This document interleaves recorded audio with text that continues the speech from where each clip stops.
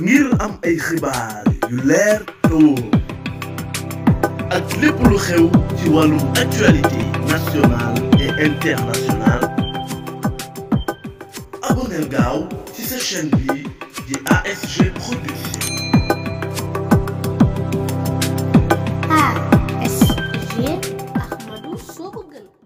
bu ñu tollee ci situation yi jaxasoo am jaaxle am ci njaboot gi surtout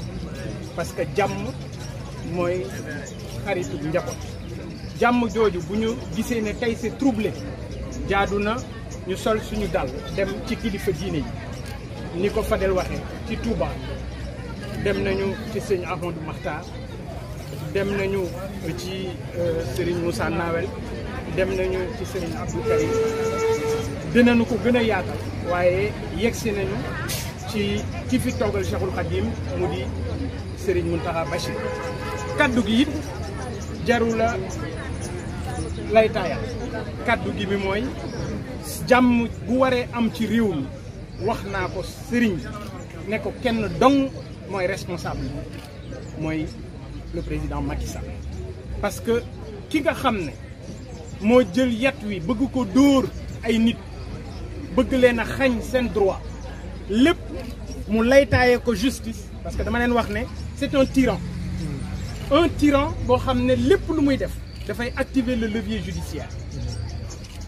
am na ñoo xam ne ci parrainage la ñu leen dàqe mais am na ñeneen ñoo xam ne ci liste bu paritaire la ñu leen dàqe am na ñeneen ñoo xam ne ci doublon la ñu leen dàqe et cetera comme quoi ni ko Fadel waxee direction générale des élections dañu nekk ci logique gu éjecté élimination alors que élection dañoo waroon nekk ci logique gu encadrement bu amee lu yàqu ñu defar ko malheureusement nag ñu boole ci caay-caay boole ci njublang wax naa ko sëñ bi wax naa ko sëñ Mountakha ne ko jàmm ji ñuy sàkku ci réew mi kenn dong moo ko mën a saxal ci réew mi mu dox na nga ko bëggee kenn nit moo nekk ci yoonu yàqu te du kenn kuy président Macky Sall marche bi nga xam ne war na am le 29 effectivement il n'y a pas d'autre issue c'est une liberté garantie par la Constitution kon amul beneen choix bu dul accepter amul beneen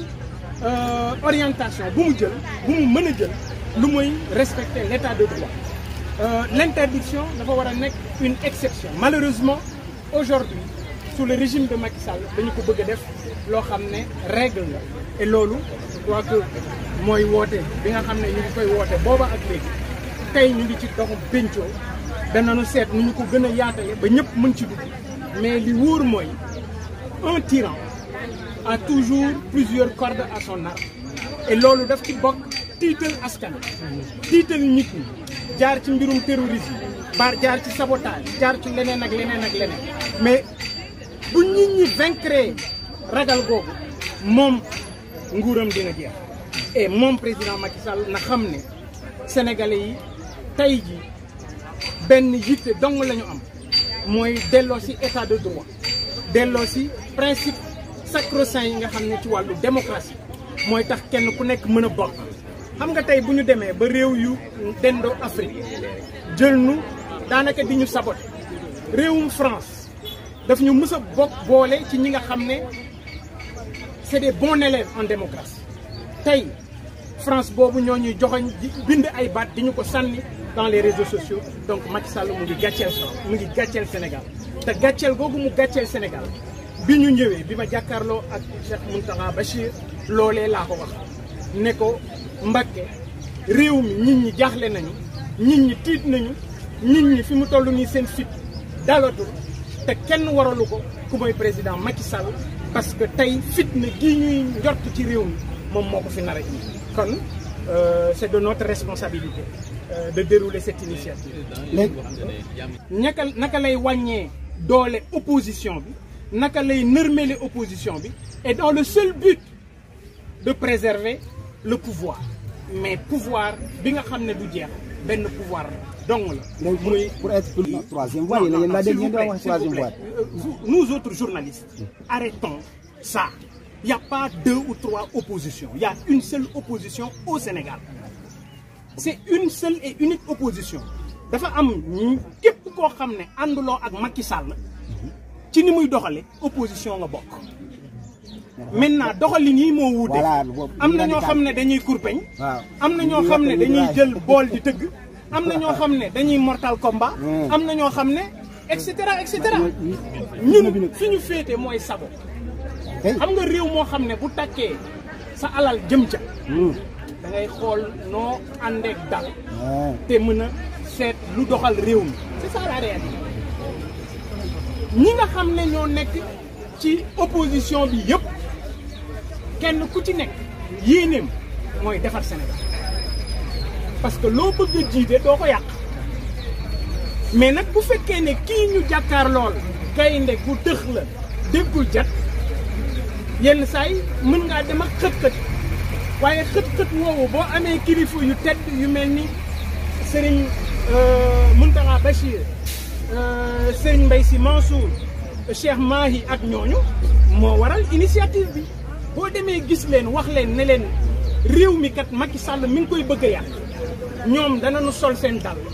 xool nu ñu cay doxee parce que wax naa la léegi ne la ñoom ay soupape de sécurité lañu pour Sénégal ñun suñu yéene mooy nit ñi ànd ak sago nit ñi ànd ak dal parce que wax naa ko démb ci benn interview ma ne attention au chaos. Vous avez vu, l'armée a été dotée hier de matériel anti-émeute. Mais ça fait 62 ans. Notre armée n'a jamais été appelée pour des missions de maintien de l'ordre. su Macky Sall yeggee foofu dama ko wax ne ko juum nga fitna gii ngay woote yow Macky Sall Serigne Touba dafa am lu mu waxoon mu ne garabu fitna boo ko jëmbatee noppalu ca kër ga dana la jafe moo tax ma ne ko Macky Sall attention au chaos. L'armée guette notre pouvoir et loolu c'est un danger autant pour moom que pour ñëpp ñi nga xam ne dal lañu mus a xam ci réew donc nañu ànd ak dal li Fadel wax nañu ànd ak sago ci réew. Ok, en français, c'est ça.